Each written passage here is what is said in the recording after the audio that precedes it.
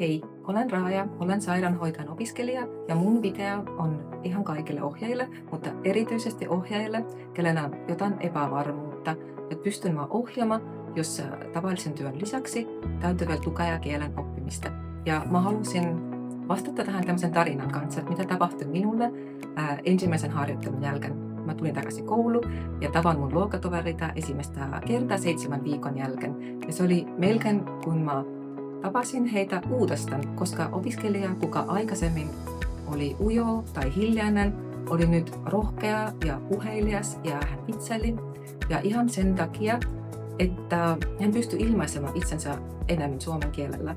Ja tämä tapahtui kaikkien opiskelijoiden kanssa. Ei ollut väliä, että oliko hänellä ohjaaja, kuka valtavasti innostui suomen kielen opettamisesta tai ei.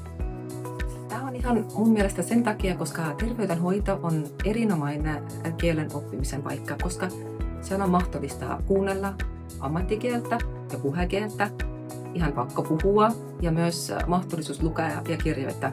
Eli opiskelijoille se on ihan 2 kärpäistä yhdellä iskulla tai oikeasti enemmän, koska sä opit ne ammattitaitot, myös kieli tulee vahvasti mukaan, mutta tämä kieli auttaa meitä koulussa, mutta myös pärjäämään jokapäiväisessä elämässä ja se rohkaisee meitä osallistumaan yhteiskunnassa. Eli jos mä olisin ohjaaja, niin mä miettisin, että ei haittaa, koska tämä ympäristö tukee tämän kielen oppimista ja sitten se on ihan samalla vaivalla, tai melkein samalla vaivalla tämmöinen tuplavaikutus ja tuplatulos.